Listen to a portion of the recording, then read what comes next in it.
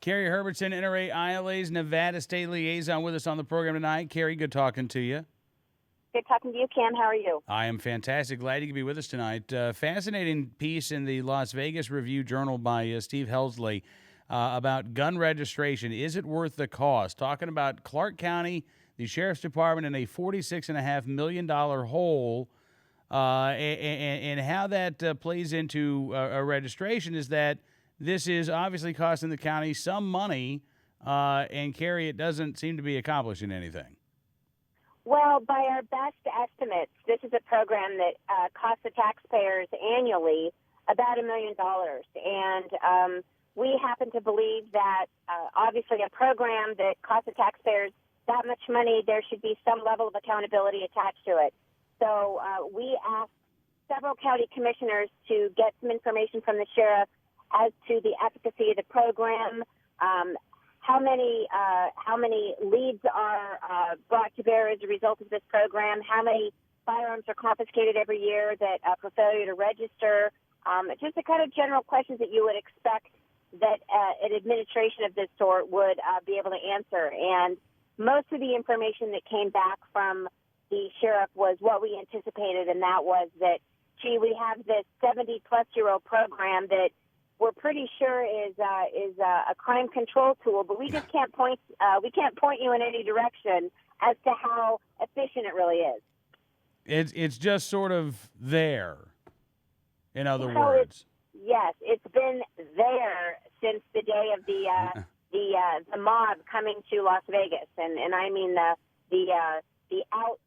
out there mob, you know, the right. Frank Costellos, Meyer Lansky's, and so on and so forth. And so, you know, I think with a lot of law enforcement agencies, if they have something in their tool chest, they don't necessarily want to get rid of it, but they can't justify it whatsoever. But you know, it is a registration program that does not exist outside of Clark County. The state of Nevada does not enjoy something like this. It's just within the confines of Clark County. So it is a blue card program. Everybody that registers their gun gets a little blue card, and we would maintain that there's no purpose to this registration program. It's ineffective.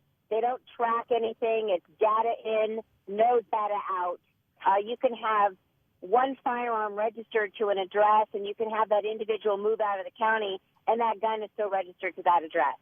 So, you know, if they access that database and the firearm is no longer in that house, you know, what's the purpose of it? It's really it's a big behemoth of a program that, you know, to be honest with you, we think that, you know, the sheriff ought to just whack it and take that $1 million and put it to good use. And our version of good use is getting more law enforcement officers on the street. Absolutely. And it sounds, Carrie, like this is able to be selectively enforced as well.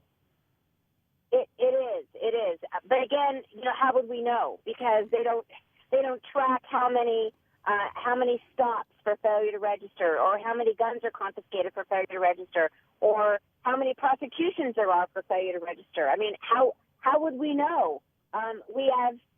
It's not tracked. We have no information how often that database is accessed. So it could just be, you know, the three individuals that are assigned to it could be doing nothing more than registering these guns and then going off and doing something else. So for there to be a program of this magnitude and to require that the citizens of Clark County register their guns and not be able to provide anything other than anecdotal data is just irresponsible.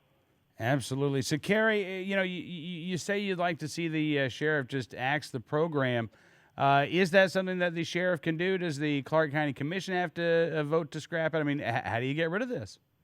Well, it can be done in several ways. One is the county commission and the Las Vegas City Council have to get rid of their programs, and obviously that's going to happen if the sheriff is a proponent of it.